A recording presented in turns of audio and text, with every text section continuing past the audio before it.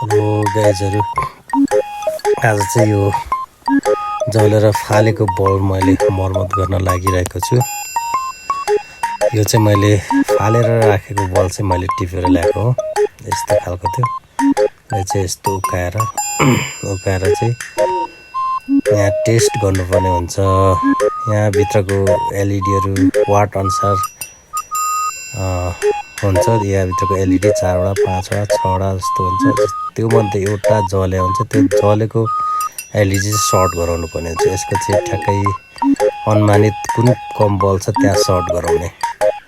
त्यो सर्ट गराएपछि चाहिँ त्यो कन्फर्म त्यो सर्ट गरेर बलेपछि त्यो चाहिँ उकाएर फाल्नुपर्ने हुन्छ। त्यो जुन एलइडी हुन्छ त्यो चाहिँ उकाएर फाल्नुपर्छ।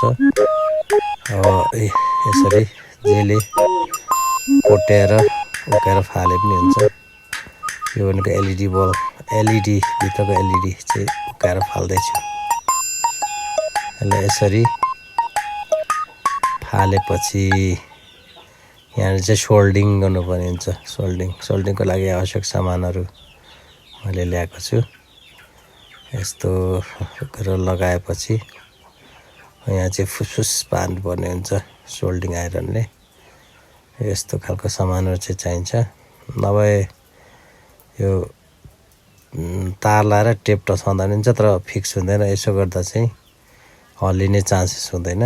एकदम फिक्स तरिकाले सर्ट हुन्छ र बिजुली बल्ब बल्छ।